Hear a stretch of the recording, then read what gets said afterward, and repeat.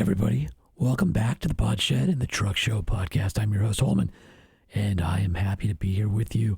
As you might imagine, on today's show, I welcome my first guest back into the Pod Shed, my buddy Mike Rice, and we discuss what vehicle options are out there for my use case.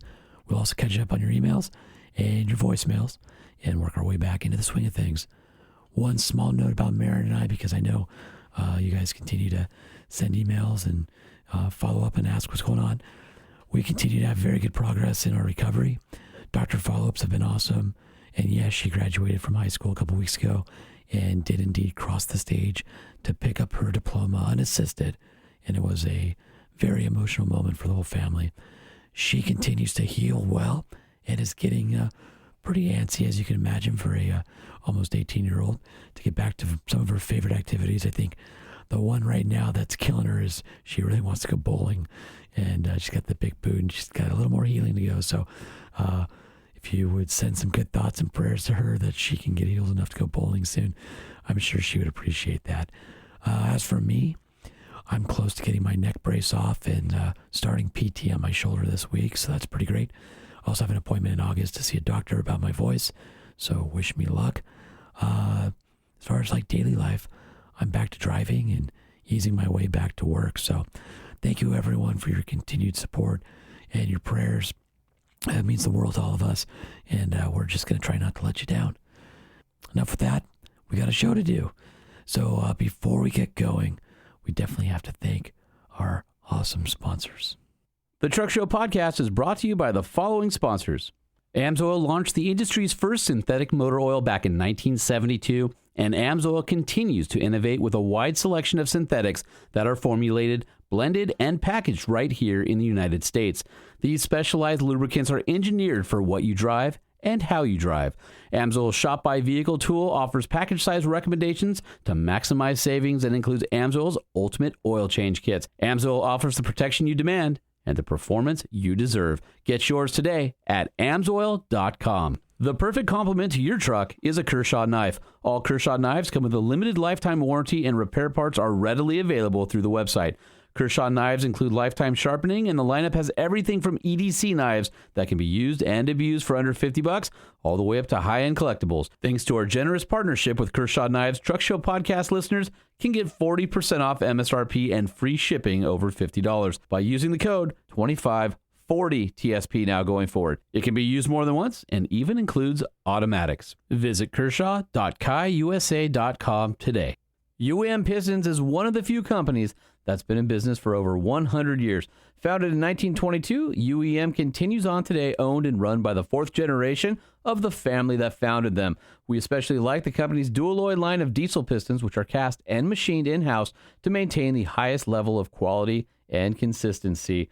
Dual-alloy pistons are available for most popular diesel light and medium-duty trucks, and you can find your diesel replacement pistons today at uempistons.com. When it comes to amazing vehicle-based adventure content, how-tos, and great storytelling, only one brand is doing it right in the print magazine space, and that's OVR, Outdoor Vehicle Recreation.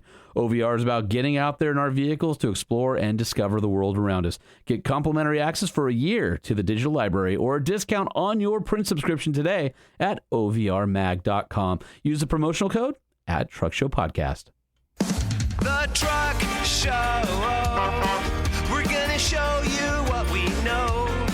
We're gonna answer what the truck, 'cause truck rhymes with the Truck Show. We have the lifted, we have the lowered, and everything in between. We'll talk about trucks that run on diesel, electricity, and on gasoline. The Truck Show, the Truck Show, the Truck Show. Oh, oh. It's the Truck Show with your host, Holman.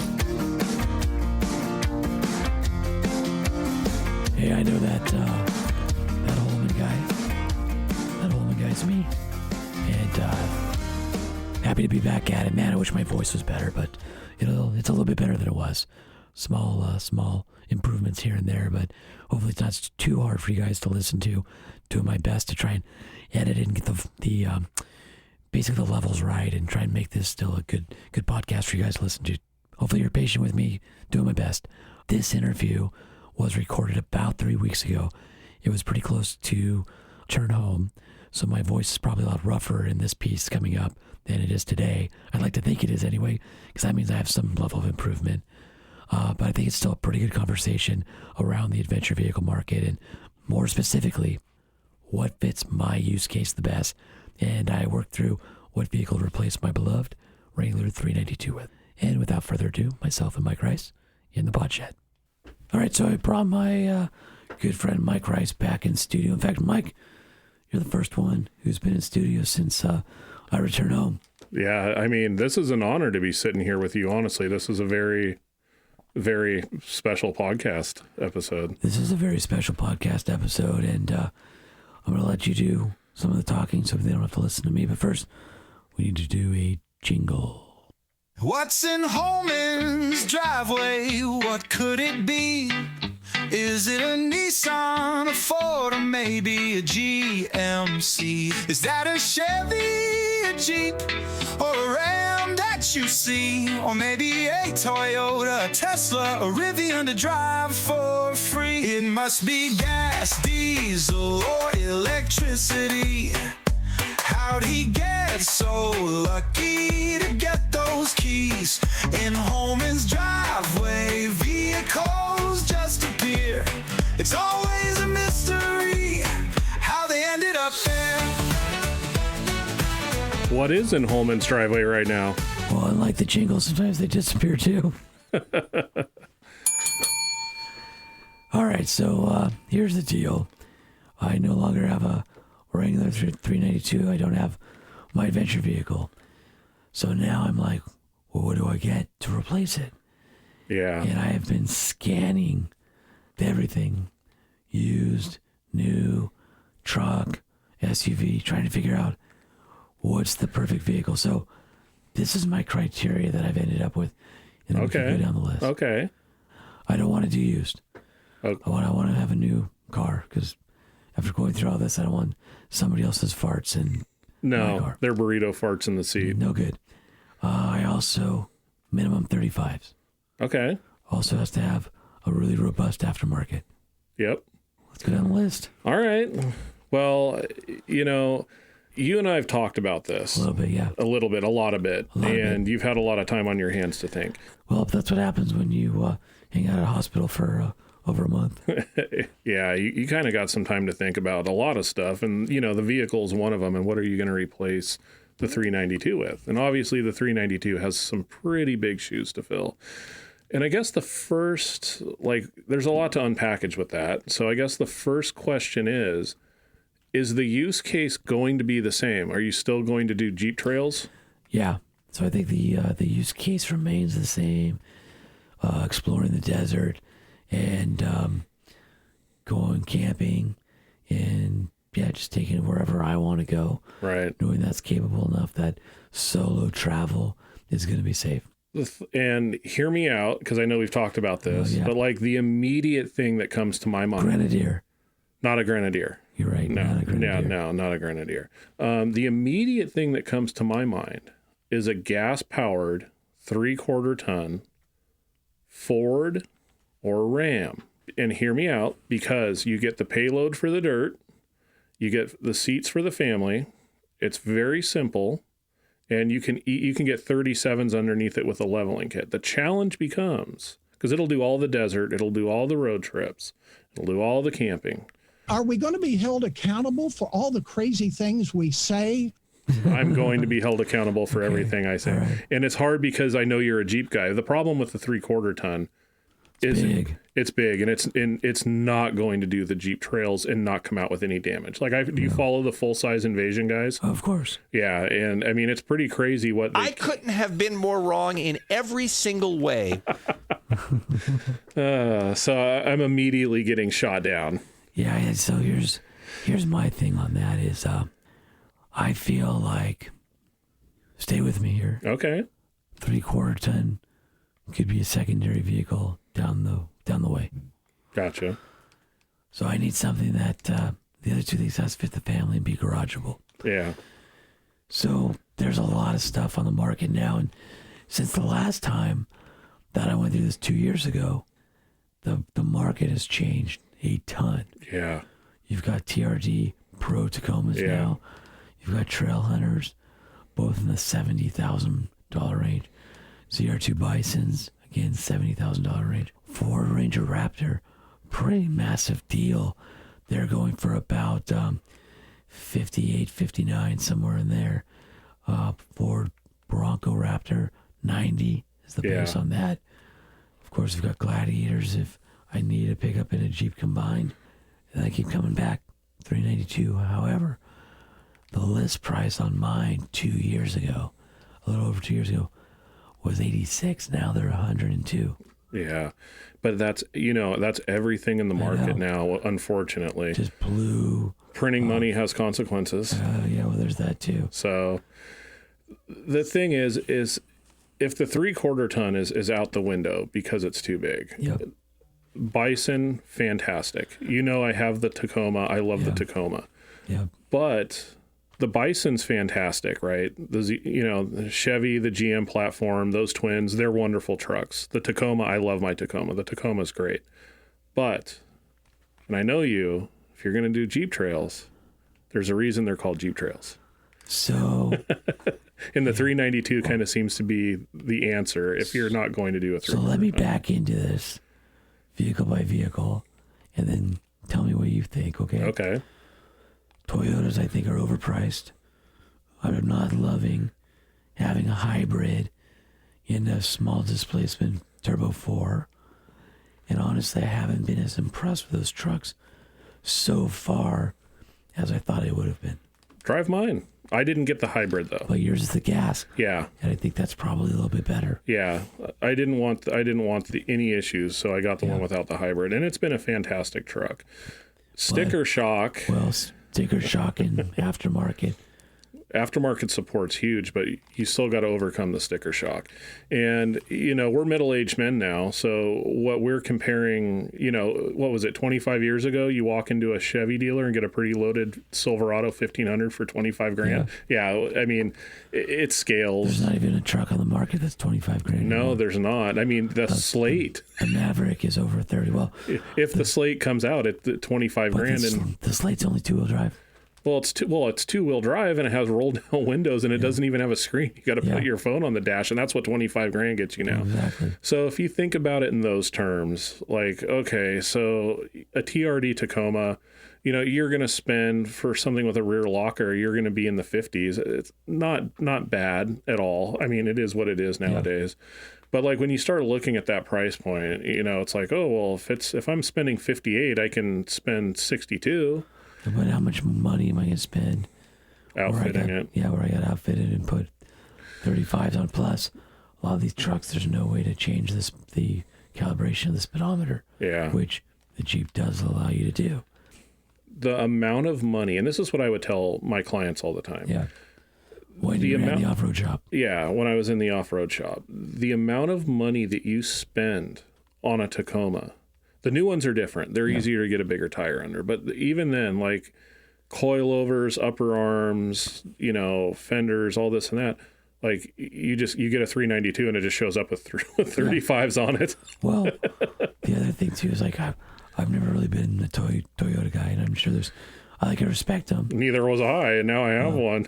I would love to have a 1989 base model. Oh yeah. Regular cab, short box, you just drive around and not worry about curbs or drunks or whatever. But other than that, if they're cool, I don't hate them, but I'm not in love with them. I don't see you in a Tacoma though. That's the thing. I just don't feel like it's me.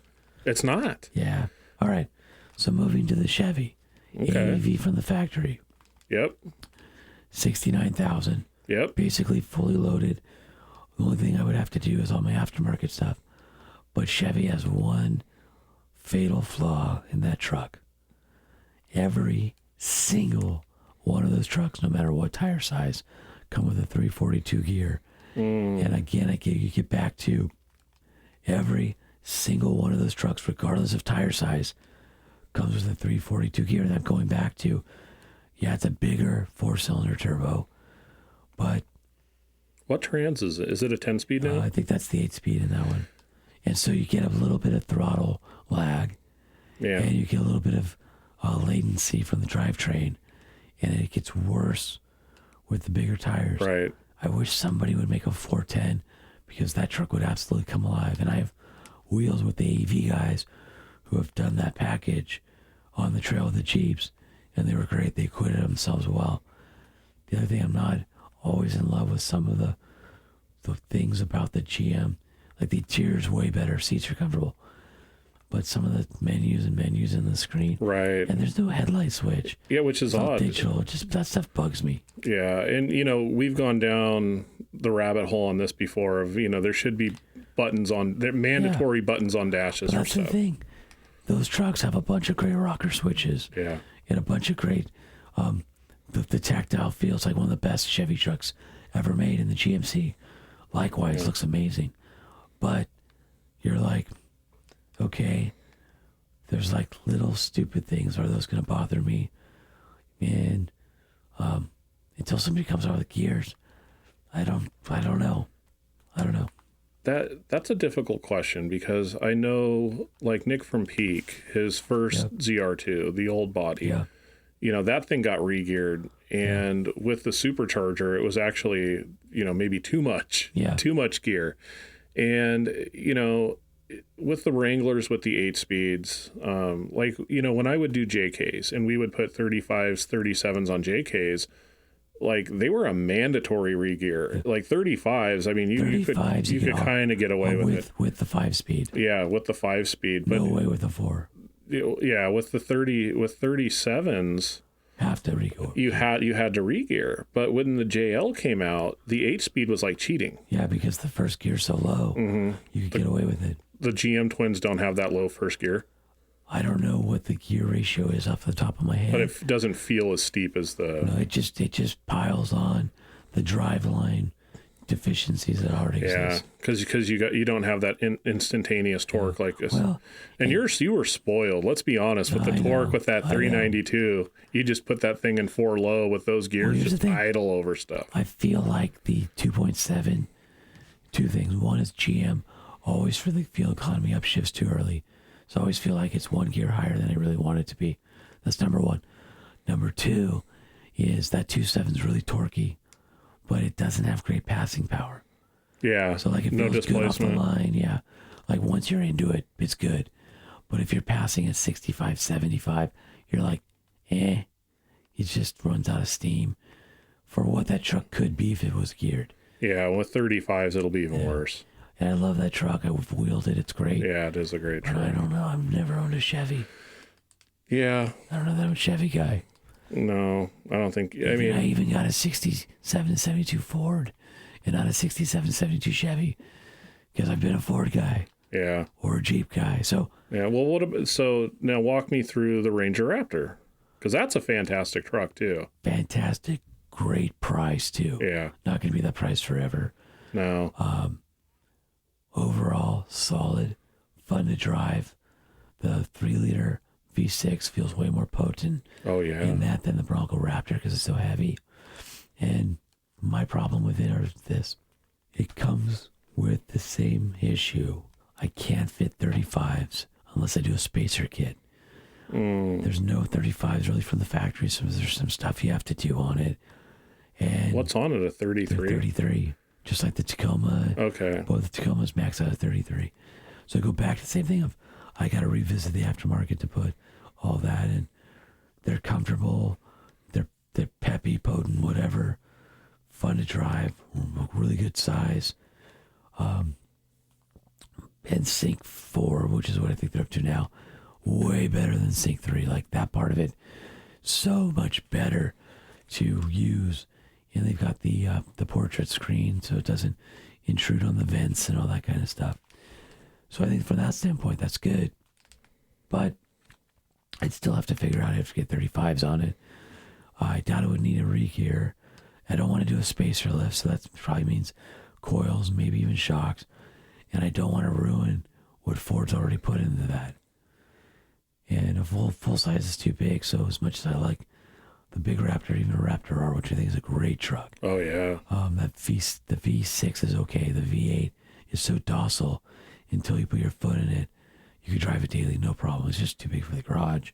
Too big for the garage, too big for the trail. And too much truck. I just don't need that much and if truck. you're going to do that, then if you're going to go that size, then it puts you back into the 3/4 ton totally. area so you can tow, and it's like And the I could Swiss Army And I knife. could go get solid axles front and rear. Mm-hmm.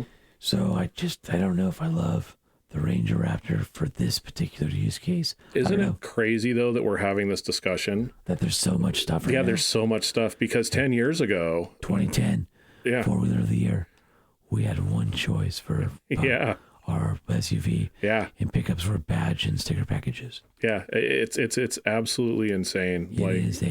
It's an embarrassment of riches. Like, we have so many choices, and people are listening to me going, dude, I can't believe that you're talking about you could get a $60,000 truck, put 10 into it.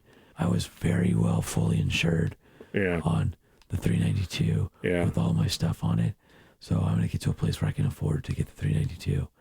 And I know any of these manufacturers would give me employee pricing. Yeah. So that changes the paradigm. I'll tell you right now, if I cannot afford the 392, it would be hard for me to go back into another Wrangler. And I would probably go mid-size pickup. It would probably be an AEV ZR2 Bison or a Ranger Raptor. Given the choice, I mean, you know which mid-size truck that I got, right? Yep. But my use case is different than yours. Yep. So if I was going to go off the shelf, out of the box, the GM Twins, the GMC, it's hard to beat that I mean, truck. they're done. They're basically It's done. It's done. And your I fridge slides and your molly panels. I could deal with the kind of the little turbo laggy. Yeah. And I mean, dude, they put that 2.7 in the full size Silverado. Totally. So, But just to be clear, I'm being nitpicky as hell because I can be. And this is a fun conversation. this is a fun conversation. I mean, listen, it's first world problems, right? Totally. You know, it's like trying to find a flaw where it's not that big of a deal. I mean, I could be perfectly fine in the Bison, and I would just drive the ever loving shit out of it. I would be fine in any of these. Yeah, and somebody's going to make gears at some point. They made it for the last truck. They'll make it for this truck. And I mean, the use case is 392, right? Because you and I've talked. It's peak Jeep, and I'm surprised it's still around. Yeah. And the reason it's still around is because people realize what it is, and they still And sell. they make a ton of money off each one. A ton of money. And so that Jeep is like we've discussed. It's literally peak Jeep. I bought it once. It's kind of like I went into the store once and I bought a shirt and I came home and realized I had the same shirt. And my wife made fun of me. I'm like, I like what I like. Yeah, you like what you like. And Ford was gracious enough, I guess end of last year, to give me a Bronco Raptor to go to Colorado and back. Oh, that's right. And I liked it. I wish it had the Coyote in it. Yeah. But it didn't feel appreciably different than my Wrangler. It wasn't quieter. It didn't really ride better. And I missed the V8. Yeah. And it was comfortable. The tech was there. Plus the Bronco Raptor's so nice. And it's 90. Yeah. It's right You're up there starting to with get, the you're getting up there. But it's like if I could still get, the other thing was really wide for the trails, but it was fine. It did its job. It's 37s from the factory with the 392. I still would do an AV over probably. So again, nitpicking, right? It's the Bronco Raptor's fantastic. I do not like the flares on it. Most people don't. They look a little bit better now that they're painted. Yeah, I was going to say, but it's just so hard. And the stickers on the window, I don't need that. Yeah, I mean, highway manners, IFS is nice. Like we've talked about. But I'm this telling you, the way my 392 is set up with all the AEV stuff, versus a Bronco Raptor, I didn't. And I had done the exact same trip with the AV guys like 2 months before in my Jeep. Exactly the same trip. Yeah. Same trail, same highway. I did not go home less fatigued in the Bronco Raptor going, this is like a F-150. It wasn't. It was very, very similar. Solid front axle and V8 growl will always trump. And high-end built-in shocks. I mean, just road grade. And you just got those new bypasses put on too. Oh, no, I got the new DSAs, which were the click adjustable new Bilstein 8100s that they gave me for this trip. Yeah, I know. Yeah, that's gonna have to get a redo on that one. I made a couple of phone calls and said, "Oh, sorry." Yeah. Sorry, your shocks are, Yeah, that's one of my many sad things about this adventure. All right, so going to the Jeep side of things. And by the way, I was joking about Grenadier. No interest in one of those. The body feels tight. It feels... on the Grenadier? Yeah. Yeah. It feels like it's screwed together well. Suspension's very JL-like underneath. Yeah, very you could almost say they kind of looked at someone's homework. Yeah, but they have 0 degrees of caster. I hate the way the steering feels. And I've said this on this podcast before. I found out some interesting information I can tell you on that steering offline. Oh, perfect. There is no excuse to not have the speedometer in front of the driver. I don't care if you're Tesla. I don't care if you're Grenadier. The fact that Grenadier's like, oh, but we want to make it easier to put the steering wheel on the other side. A screen plugs in. Yeah. They have a tiny screen as it is. And to have your speedo info so small, and then use the backup camera and all your stuff disappears. Apparently, there's this thing called, a buddy of mine was telling me about this because he has a Tesla for a work vehicle. Yeah. It's called Tesla neck because you're always doing this and you're always looking at an angle to look at the screen and everything else. Yeah. I want it in front of me. I'm not going to buy a vehicle that removes my driver information and puts it where the passenger is accessing other controls. Won't do it. And there's just all electric isn't going to work for me. I go way out there where there are no charging stations. So as much as I could see myself in a Rivian, I think it would be a great car, just not in this use case.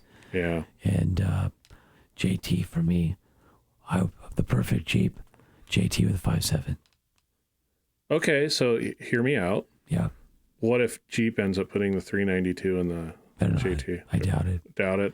And if they did, it would be 37s, and I mean that would be a pretty strong argument. But she's long. Well, it's a long truck. Well, yeah, she's very long, and then you probably have one more mid-cycle action, MCA, before the next generation comes out. I just keep coming back to 392 Wrangler. I mean, honestly, like you and I are, we know each other professionally, but we're also really good friends. Yeah. I cannot see you in anything else but a 392. And it's got to be red. It's got to be red. Even my wife, after the accident, said, like, I'm recovering and loopy. And she's going, so, or just order another one. I'm like, well, let's see how all of our medical bills pay out and how, insurance pays off. But, dude, check this out. Talked about this yesterday. My insurance company offered me within $4 or $5 grand of what I bought the 392 for 2.5 years ago. They didn't lowball me on it at all. I was like, whoa. But here's the thing that sucks. They had a mainline appraiser, so now I have to go to the specialty appraiser. Right. Because they didn't give me anything for any of my aftermarket stuff, which was like another 50 grand. So I'm like, nope. So basically for me, I had to tell them, Try again. Yeah. So I'm supposed to hear from them next week. They've always taken good care of me. It's a good insurance company, and I've got everything through them, homeowners and umbrella and 5 cars, and I haven't had a total loss ever, and I haven't had an accident in 20 years.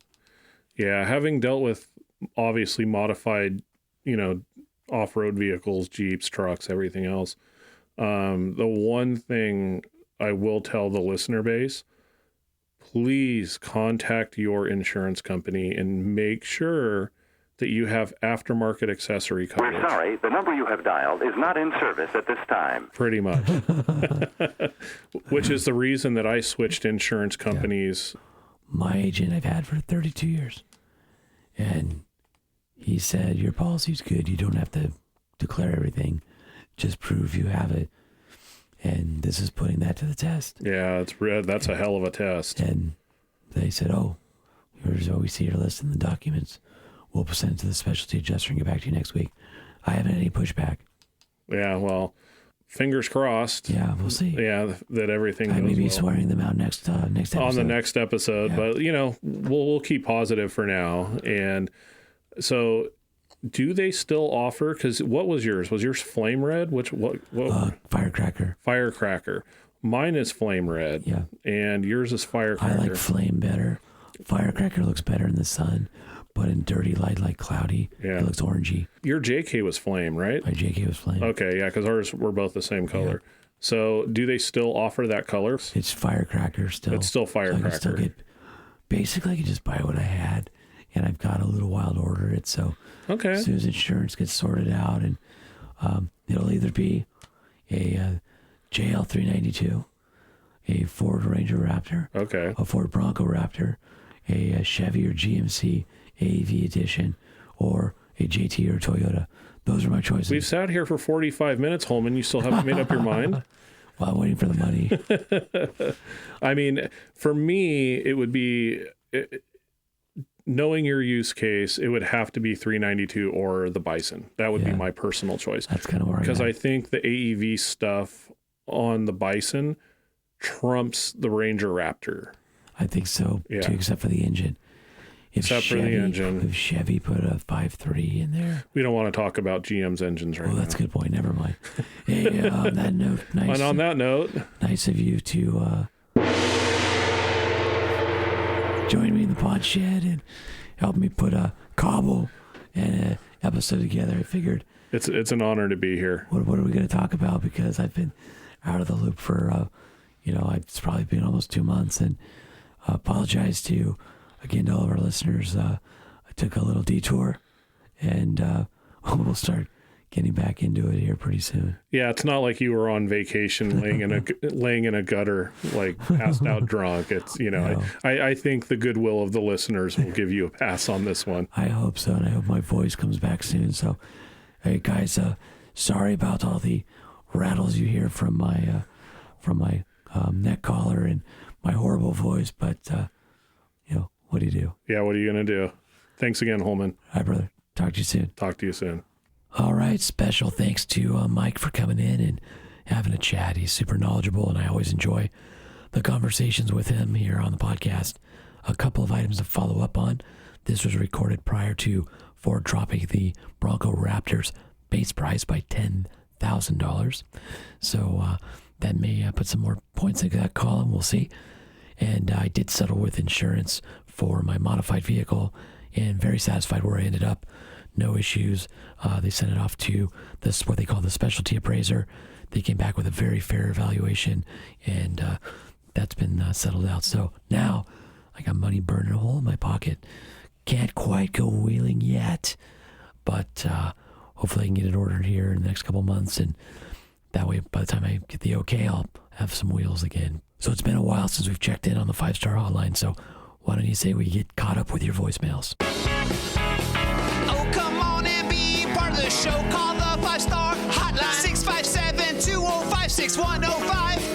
It's the 5-star hotline. 5-star hotline.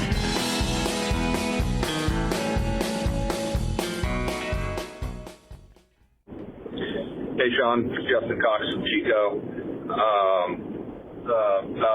About a week ago, took the family down to Yosemite, and I hadn't been down in the valley for a while, and we stayed for 2 nights down there in a yurt. It was awesome. Bunch of snow on the ground. They had gotten like the most snow the couple days before we were there that they had gotten all winter. So just so you guys know, this voicemail is back from the end of March, so we're catching up. But we had a great weekend. But it's interesting. They now have a Rivian electric vehicle charger bank right there in the valley next to like the main Erie Village area. And there was a few Teslas sitting there being charged, as well as a couple of Rivians, and then the National Park Service also had at least one Ford Lightning that they were using to like clear trash out of the yurts and do other things driving around the park, which was kind of interesting. But yeah, it was interesting to see all that in the cold, in the snow.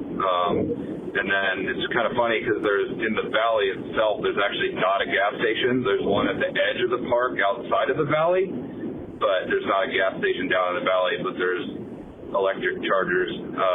just an interesting observation. And there was a bunch of Teslas and stuff driving in. There was chain restrictions coming in the pass. We had in our all-wheel drive Subaru, we were fine, didn't have to put chains on, but a bunch of people were putting on chains.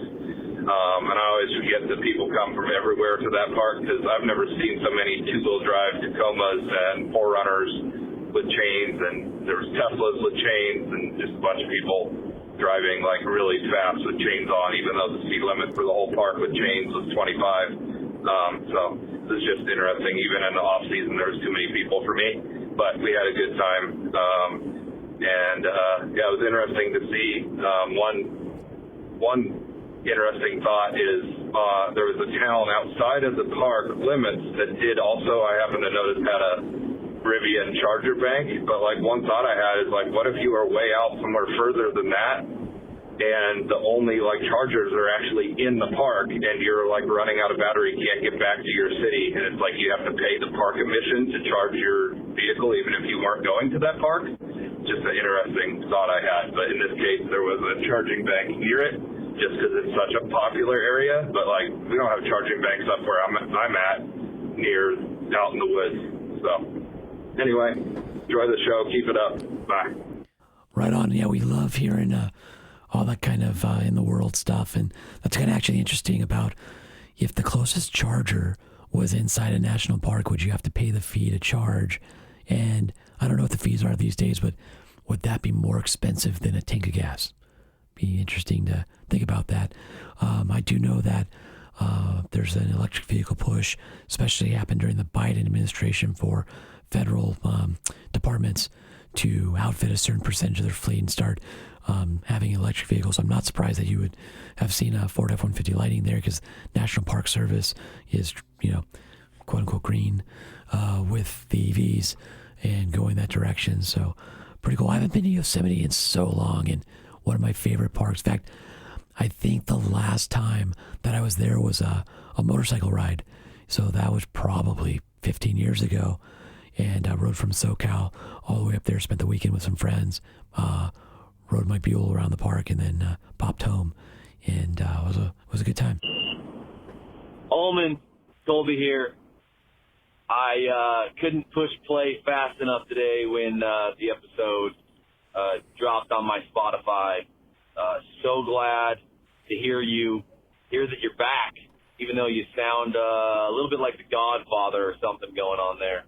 I thought it was funny at the beginning when you're like naming all of this stuff that's wrong with you, but you're like, but I'm good to go. It reminded me of somebody that's like a classic used car ad where they're like, well, it needs brakes and the tranny slips a little bit, but other than that, it's a perfect daily driver. Super good interview with Baron and your mom. Literally, they should come on more often. They were super awesome. And yeah, just really glad to have you back, man. You had us all scared there for a little bit, but keep up the good work, man. Keep dropping episodes. We'll listen when you drop them. Recover soon. Thanks. Embargo. Thanks, brother. Appreciate the voicemail, and definitely got a laugh out of that. So, yeah, my mom and my kid are both rock stars. Marin and I couldn't have done it without my mom and dad.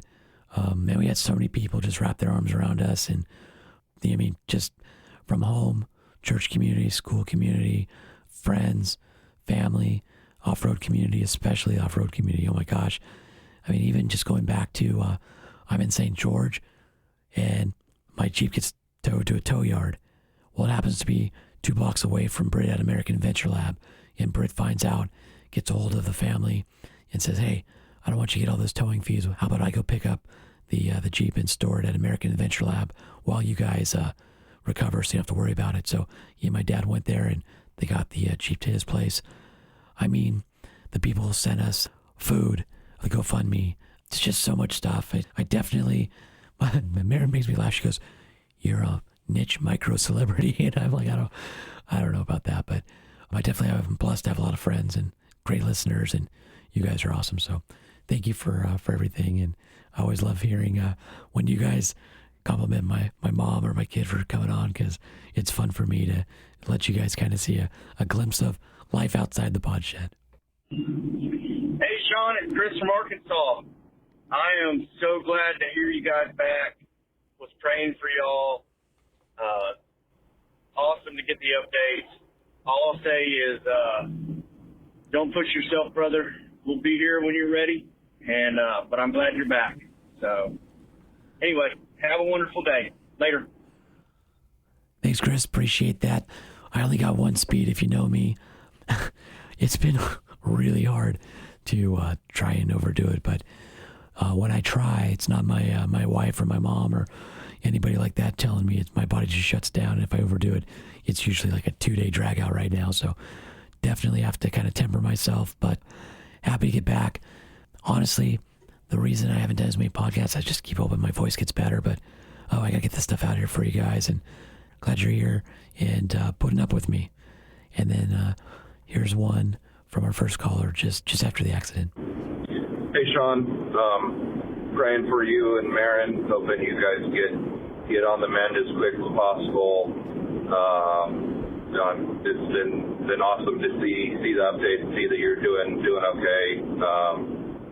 So glad you are as good as you are, and she's as good as she is.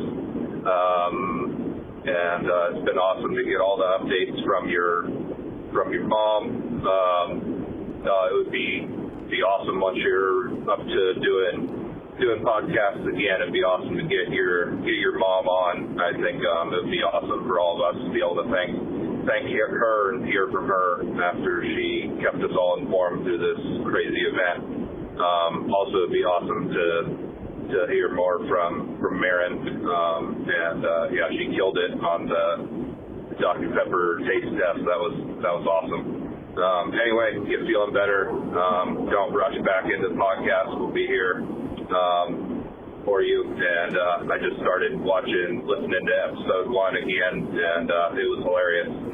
It was great to hear lightning on there again. That was fun. So get feeling better, and we'll be here when you're ready to podcast again. Talk to you later. Bye. Man, you guys are too kind, too awesome. I don't deserve it. Thanks for sticking with me. I have no intention of stopping the podcast, and I want to keep doing this for you guys, with you guys, and I appreciate all the support. And you'll hear me say it 100 more times, because I don't want anybody to think that I've taken for granted the second chance or the kindness of, in some ways, strangers, in some ways, friends. But I just want you guys to all know how much all of this means to me. So why don't we go check the inbox? It's been a while since we read some emails. You email? Yeah. I email? Do it. We email? That's right. Everybody email. Type it up. You email? Proofread. I email? Send it. We email? Click it. Everybody email.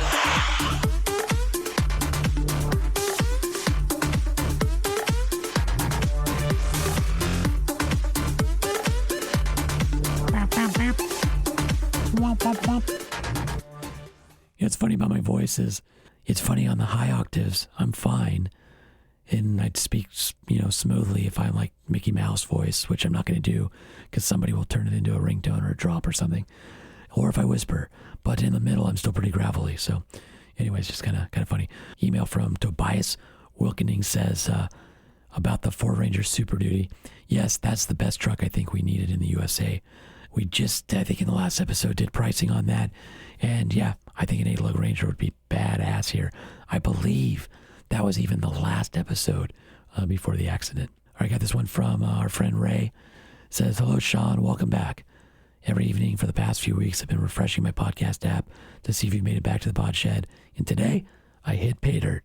Welcome back to the Miracle Man and his Miracle family. Very nice to hear from Marin and your mom this episode. We'll be happy to hear whatever you feel like putting out, but take care of yourself first, and we'll be here. Ray, I appreciate it. I owe you some emails back. Thank you for always having really thoughtful emails. I read them all, and I appreciate you, my friend. All right, I got this one here from my buddy Mike Boyle. Says, just finishing listening to the latest episode and want to thank you, Gigi and Marin, for filling us in on everything that's happened since the accident. We, the listeners, truly appreciate all the time and effort you all have exhausted keeping us informed. I'm truly looking forward to seeing what the future has in store for you and your family. Till then, I'll keep praying for continued healing as well as guidance through the months ahead. Keep kicking ass. That's from Mike Boyle. Yeah, I think I said it on our welcome back or welcoming me back episode, but I wanted to make sure you guys heard it from me. I didn't want somebody out there talking and filling in the blanks. And what I realized is a lot of people reached out and said that they found it cathartic. I mean, I did for myself, but they said it helped them through a tragic time, or it's something they had gone through in the past, and this made them just kind of appreciate how lucky they were, and it keeps me in check and humble and realize how lucky I am. So I'm glad we were able to do it. I've been still posting updates on Instagram, although not as many. I think I just posted update 7 last week. So at Sean P. Holman, you can check it out and see me without a neck brace. All right, and here's one last one from Matt Weich. It says, "Hi, Holman. Never sure what to say, so I've been procrastinating. And what else is there to say but thank God you guys survived. I'm not a social media guy, so I had not heard the news until recently. When the show stopped, I just figured as a one-man band with a busy spring, you're just slammed. After a while with no uploads, I went on the hunt for information, and that's when I found some posts and updates, and then watched several of the Instagram update posts over the web, which is not the easiest thing to figure out, yeah, especially on Instagram. And man, that was both emotional to watch, as is the case with listening to you for so long. We all feel like we know you, like you're one of our buddies. Not to get too emotional about it, but while I was recovering, having that rapport with you guys, especially in the Podshed Insider group, in the back and forth, you guys really kept my spirits up. And there's a lot of you, especially the ones that are regulars on social, regulars in email. I do feel like we're friends, and I hope that never changes, because there's a lot of great people listening to the show that I never would have been able to interact with, and it just means a lot to me. Matt continues, and inspiring to see you guys pull through. I did get caught up on the first show back in the most recent Truck News show. Listening to your mom as she's telling the story, I had to pause several times, and what a tough lady. As a listener, I'm just trying to keep it together. Yeah, she's our rock for sure in this family, and dropped everything to be by our sides for 5 weeks. And when I say dropped everything, I mean literally moved for 5 weeks, and handled everything from making sure our medications were up to date, or getting us food, or just sitting with us. I mean, just crazy. And Marin, I know you're a proud dad. She sounds like an amazing kid, and handling this with such optimism. Well wishes, good thoughts, and prayers for you and Marin and your whole family. I'm sure there are more people like me who aren't as engaged on socials, but as we learn of the news, we're all pulling for you guys. How can we help? Seriously, point me in the right direction. Thanks for all you do, Matt. We're so blessed to have so much out of this and so much support. Honestly, support our sponsors. Listen to the shows, get our downloads back up, share the show with your friends. I know we took a big break, obviously took a hit on our regulars not listening to the show. So remind people we're back. I'll be doing some stuff on social. I know Dave Graham's been helping out, but that's probably the biggest thing, to be honest, is let's keep this show going. And I'm not done here. I'm not done with you guys. I'm not done talking trucks. And I just want to make sure that nobody feels like this thing's on its last legs or anything like that. I'm committed to this, and just I need your help to keep it going. All right, that's going to do it for this episode of the Truck Show Podcast. Don't forget to follow us on socials at Truck Show Podcast or at Sean P. Holman. The Truck Show, the Truck Show, the Truck Show, oh, oh. And come be part of the show. Let's get you on the 5-star hotline, 657-205-6105. And please think about joining the Facebook group, the Podshed Insiders. If you're on Facebook, 500 people in there. You guys are awesome. Get me going while I was laid up. The camaraderie in there is amazing. Don't forget to send in events. I saw some come in while I was gone. If they're still timely, I'll get them up on the website. And don't forget, know your notes. And of course, give me your feedback, truckshowpodcast@gmail.com. Hopefully I'll read your letter on the show. And I really have to say thank you to our sponsors. AMSOIL has been outstanding. I believe in the product. They make a great product, but I got to tell you, going through something like this and seeing the people behind the brand, how much they care, and zero pressure to get back. They said, come back when you're ready. I know you'll get square with us. You heal. Don't worry about our sponsorship and the contract. You worry about you. And I can't say enough good things about AMSOIL and the people that work there. Family business and American. It's just everything that we love to promote on the show. And of course, Kershaw Knives, Don't forget, you can go to kershaw.kaiusa.com and the code right now, 2540 TSP. And I believe that's 40% off of MSRP. So pick yourself out a nice knife. I know Father's Day just happened, but maybe you got some money from your card from Nana Beth and you're trying to figure out what to get. Go get yourself a Kershaw knife. And then UEM Pistons, UEMPistons.com, the dualoid diesel pistons, but they make a whole lot of other pistons there. Another great story. If you go back to the Sulprizio episode a few back, you can learn all about UEM Pistons. And OVRmag.com, thank you for everybody who's been a subscriber to that. Don't forget, if you're looking for a really great adventure magazine, it's lifestyle, it's gear, it's overlanding, it's off-roading, it's camping, it's all those things. OVRmag.com. So that'll do it for this episode of the Truck Show Podcast. But I promise we have more on the way. So let's do it again soon. The Truck Show Podcast is a production of Truck Famous LLC. This podcast was created by Sean Holman and Jay Tillis, hosted by Sean Holman, and uses production elements by DJ Omar Khan and Jay Tillis. If you like what you've heard, please open your Apple Podcast or Spotify app and leave us a 5-star review. And if you're a fan, there's no better way to support the show than by sharing it and patronizing our sponsors. Some vehicles may have been harmed during the making of this podcast.